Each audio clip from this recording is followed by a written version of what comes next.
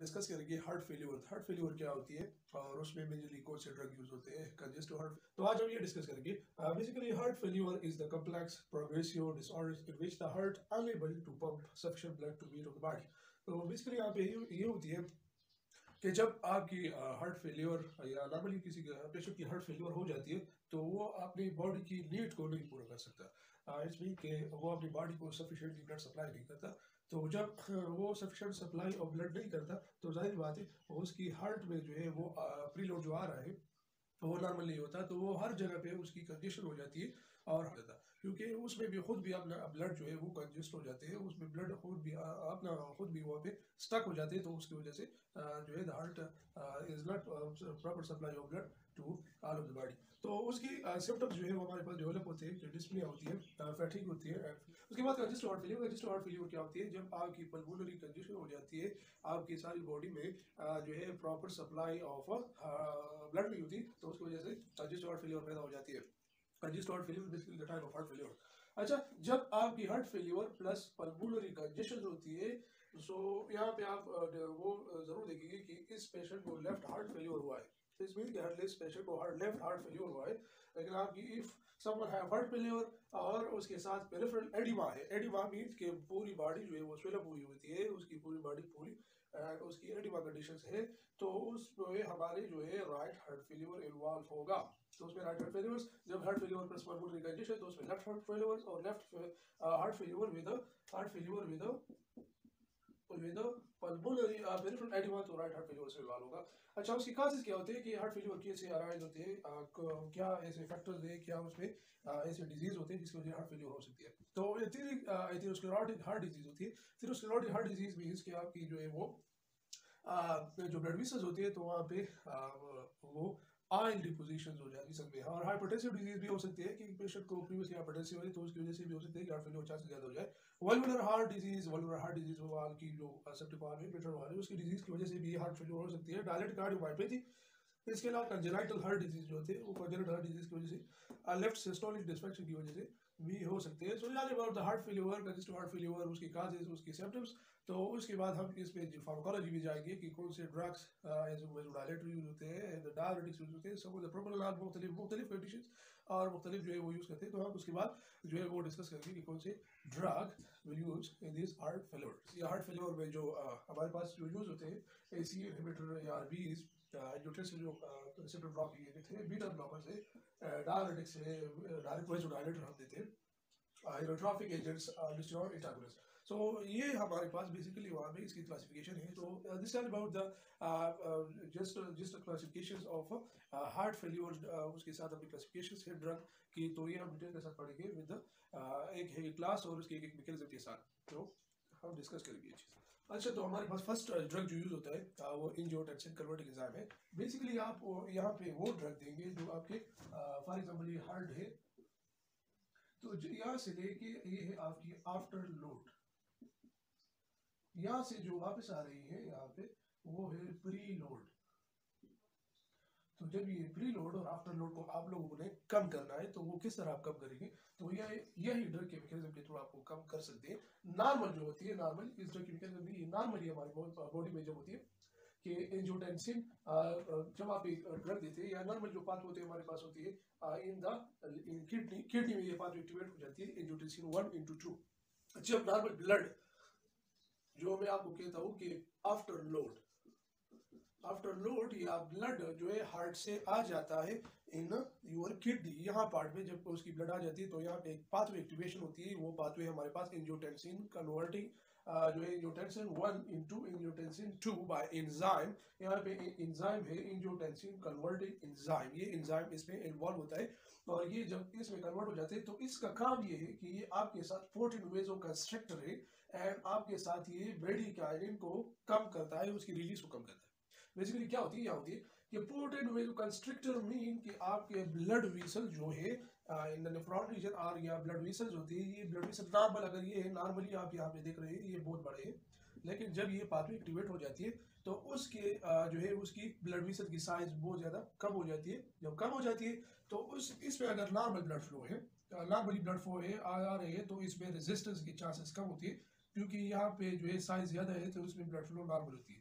लेकिन अगर आप यहाँ पे देख रहे होते कि जब ब्लड आ जाती है तो इसमें रेजिस्टेंस की चांसेस बहुत ज़्यादा हो जाती है, जिसकी वजह से आपकी जो है आफ्टर लोड ज़्यादा हो जाती है। Normal activation of pathway, heart failure एक पेशेंट हो जाता है तो या ब्लड प्रेशर्स भी हो सकते हैं, हार्ट प्रोटेक्शन जो पेशेंट होते हैं तो इसमें भी ये पाथवे एक्टिवेशन हो जाती है नॉर्मल हमारे पास बॉडी में।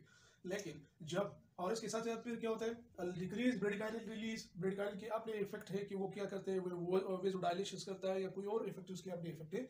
तो जब ये जो टेंसिल 2 एक्टिवेट हो जाता है तो ये अपने साथ एक्टिवेशन ऑफ अल्डोस्टेरॉन, हमारी बॉडी में एक हार्मोन है जिसको हम अल्डोस्टेरॉन कहते हैं, तो ये उसको एक्टिवेट करता है। तो उसकी एक्टिवेशन की वजह से ये इंक्रीज करता है वाटर एंड सोडियम रिटेंशन और योर किडनी पार्ट से जब ये वाटर और सोडियम की वापस रीअब्जॉर्प्शन करता है या वापस ये रिटेंशन करता है तो आपकी ब्लड वॉल्यूम या जो प्रीलोड आप देख रहे हैं ये प्रीलोड फिर ज्यादा हो जाता है। जब ये आ जाते हैं प्रीलोड अगेन ज्यादा होता है, तो जब प्रीलोड ज्यादा होते हैं जाहिर बात है आफ्टर लोड तो ज्यादा होगी तो जब प्रीलोड ज्यादा होता है तो उससे हमारे पास हार्ट फेलियर की चांसेस भी ज्यादा हो जाते हैं। अच्छा, ये तो नॉर्मल है कि हमारे पास जब सी 1 to 2 है ये बात एक्टिवेट हो जाती है। जब हम इसको ड्रग प्रोवाइड करते हैं, अब जब हम उसको ड्रग देते हैं तो ये ड्रग हमारे पास क्या करता है, इस ड्रग को इस लाइसोलोप्रिल या क्विनाप्रिल देते हैं तो ये इसको ब्लॉक करती है। तो ये पाथवे जो जा रही है इसको ये ब्लॉक करता है, तो यहाँ पे उसकी ब्लॉकेज आ जाती है। तो जब यहाँ पे ब्लॉक आती है तो ये पोर्टल वेजोकंस्ट्रिक्टर जो है वो कंस्ट्रिक्टर नहीं होती, फिर ये वेजोडाइलेशन हो जाती है, उसकी डायलेटेशन हो जाती है, ये वेजोडाइलेट हो जाता है। तो जब ये वेजोडाइलेट हो जाते हैं तो नॉर्मल जो ये आपकी ब्रेडिकाइनल को कम करता है तो फिर ब्रेडिकाइनल जो है वो रिलीज उसकी ज्यादा हो जाती है। जब उसकी रिलीज ज्यादा होती है तो आपकी बॉडी में वेजोडाइलेशन या आपकी ब्लड वेसल जो है वो वेजोडाइलेट हो जाती है। इसके अलावा जब ये बात एक्टिवेट नहीं होगी तो ये भी साथ बाय साथ एक्टिवेट नहीं होगी, इसकी एक्टिवेशन भी ब्लॉक हो जाएगी, जिसकी वजह से आपकी सोडियम और वाटर की रिटेंशन भी ज्यादा नहीं होती, फिर कम से कम होती है, और जो मेजर वॉल्यूम ऑफ जो है वो रिटेंशन है वो यूरिन में चले जाएगा और वो आपकी बॉडी से यूरिन के थ्रू एक्सक्रीट हो जाएगी। जो रिटेंशन नहीं होगी तो वो जाहिर बात है वो तो यूरिन में जाएगी। उसके बाद आपके जब ये पाथवे आपकी वाटर और सोडियम की रिटेंशन कम हो जाती है तो आपकी प्रीलोड और आफ्टर लोड भी कम हो जाएगा। जो प्रेशर आ रहा है बेकअप ऑफ योर हार्ट और आपकी हार्ट पंपिंग नहीं कर रही तो वो जो है वो नॉर्मल हो जाएगी। तो वो जब नॉर्मल हो जाएगी तो आपके हार्ट फेलियर चांसेस भी कम से कम हो जाएंगे। तो जब आपकी हार्ट फेलियर के चांसेस कम से कम हो जाएंगे तो इट इज इम्पोर्टेंट कि ये ड्रग हमारे पास वेल नाउन और बहुत ज्यादा यूज होता है in the heart failure. Heart failure में ये मेजरली इसलिए यूज होता है कि क्योंकि आपकी प्रीलोड और आफ्टर लोड को कम करता है बाय दिस मैकेनिज्म्स। तो इस मैकेनिज्म के थ्रू ये जो है most important drug of heart में क्या एक्शन होगी, तो वो एक्शन मैंने ऑलरेडी आपको बता भी दी, लेकिन कुछ और भी बताते हैं ना मेरी। जब एक हार्ट है या आप हार्ट देख रहे होते, ये एक नॉर्मल हार्ट है, तो जब इसको सपोज इसकी नॉर्मल कॉन्ट्रैक्शन है, इस तरह नॉर्मल कॉन्ट्रैक्शन है इसकी 72 बीट करता है पर मिनट, ये नॉर्मल हार्ट। जब भी इसमें कोई फेल्यूर आ जाती है उसकी ब्लड वॉल्यूम आपके साथ ज्यादा हो जाती है या इसकी हार्ट मसल्स जो है वो कोई यहाँ पे इंजरी है या कोई और है मुख्तलिफ जगह पे हो सकती है, तो जब भी यहाँ से ब्लड आ जाती है इसको प्री लोड बोलते हैं, और जब यहाँ से ये जो है वो दोबारा निकलती है तो उसको हमारे पास ये है आफ्टर लोड। तो क्या होता है यहाँ पे, ये होता है कि जब ये आफ्टर लोड किडनी में जाता है तो किडनी में एक एक्टिवेशन ऑफ एंजियोटेंसिन 1/2, जब 2 में एक्टिवेट हो जाता है तो उसकी वजह से आपकी वेजो कंस्ट्रक्शन हो जाती है। वेजो कंस्ट्रक्शन जब जाहिर बात है ये हो जाती है तो वहाँ पे हम ड्रग देते हैं। तो ये ड्रग बेसिकली क्या काम करते हैं, जब ये ड्रग देते हैं इसी इनहिबिटर, तो ये ड्रग जब हम देते हैं तो ये आपकी वेजो डायलेशन करता है। जब वेजो डायलेशन करता है तो उसकी वेजो डायलेशन की वजह से आपकी प्रीलोड जो है वो नॉर्मल हो जाती है। तो इस नॉर्मल प्रीलोड की वजह से आपकी हार्ट पे जो है वो कंट्रैक्शन और रिलैक्सेशन पावर जो है वो फिर उसमें नॉर्मल हो जाती है, क्योंकि जब प्रीलोड ज्यादा होता है, for example 1 litre per minute आ रहा है, 1 लीटर आ रहा है इन 5 सेकेंड्स, तो ये नॉर्मल अपने ही जो है वो उसको कंपनसेट करके उसको नॉर्मल करके ये इसको उस आसानी के साथ इंजेक्ट आउट कर सकते हैं। लेकिन आप जब अगर आप ये ड्रग नहीं देते तो ये आपकी प्रीलोड को ज्यादा करता है, जब प्रीलोड ज्यादा होती है तो आपकी हार्ट पे लोड ज्यादा होते हैं, तो जब लोड ज्यादा होते हैं तो उसकी कॉन्ट्रैक्शन बहुत ज्यादा कम हो जाती है और आपकी हार्ट जो है वो फेल हो जाता है। अच्छा, ये तो एक्शन ऑफ हार्ट हो गई।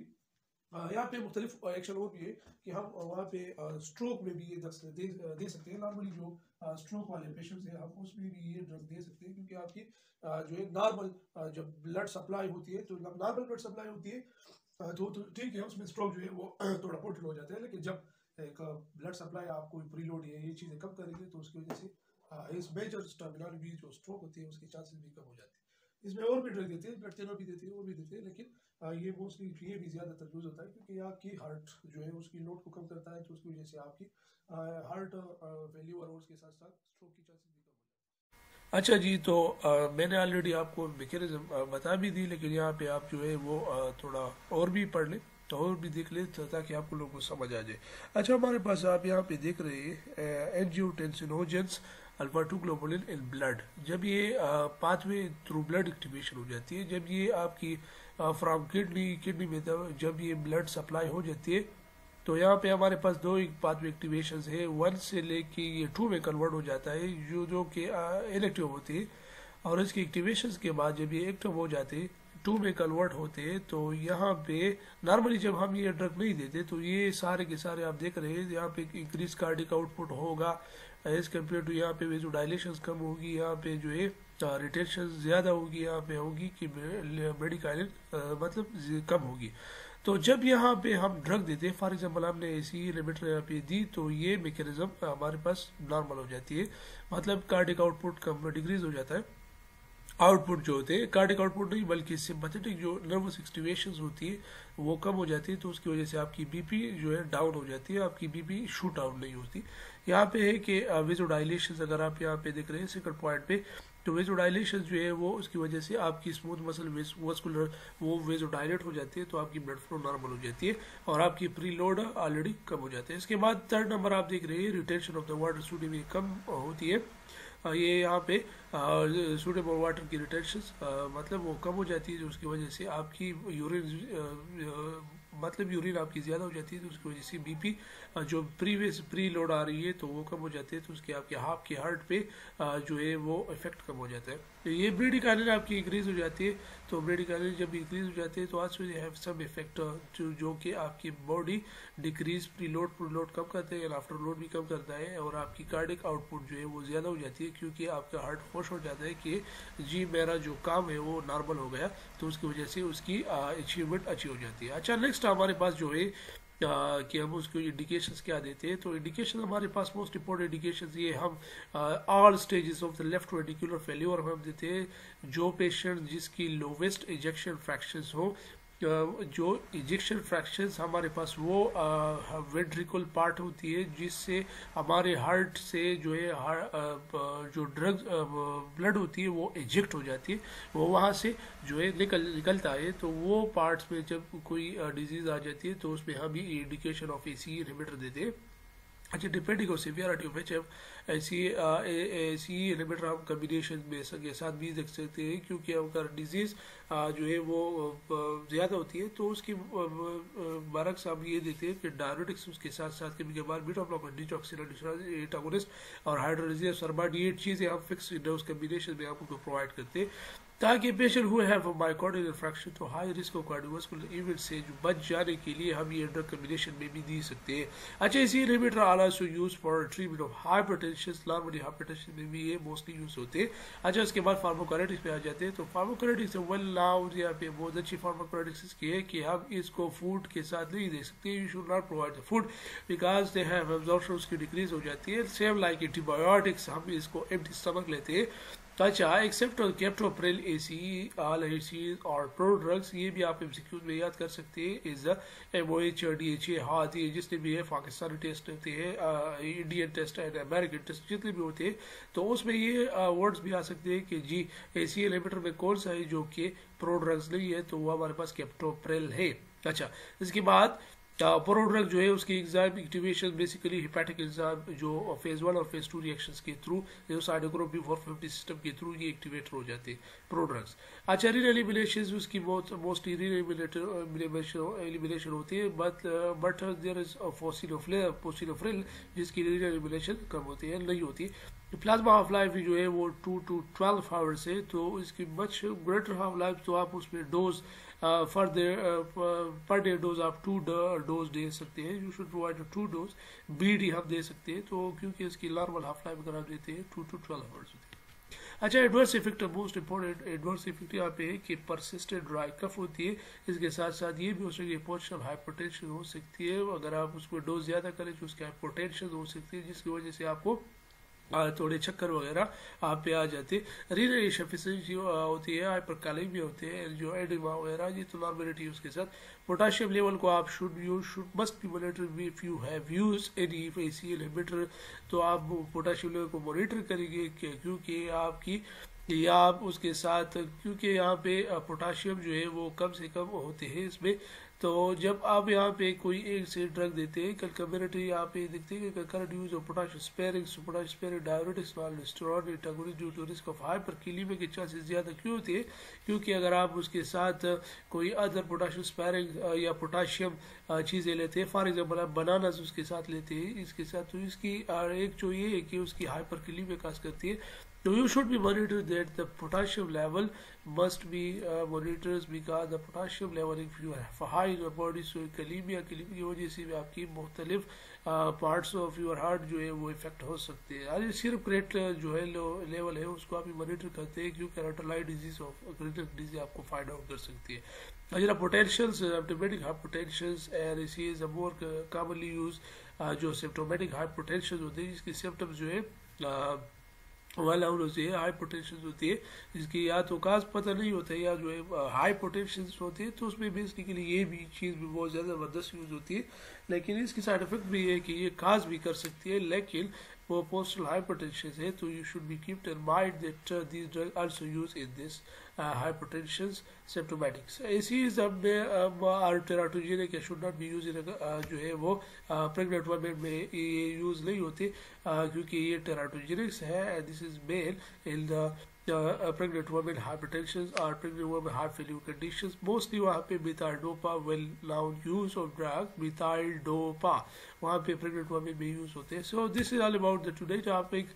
इंशाल्लाह हम नेक्स्ट पे हार्ट फेल्यूर पे जितने भी ड्रग्स हैं वो हम डिटेल के साथ पढ़ेंगे, जो है उसमें ARBs आते हैं और भी क्लासिफिकेशन है, आइनोट्रॉफिक एजेंट है, digoxin like this is another's जो मुख्तलिफ है, तो वो भी हम डिटेल के साथ पढ़ेंगे, तो आप वो वीडियो भी वॉच कर ले। अच्छा, okay, thank you, bye bye.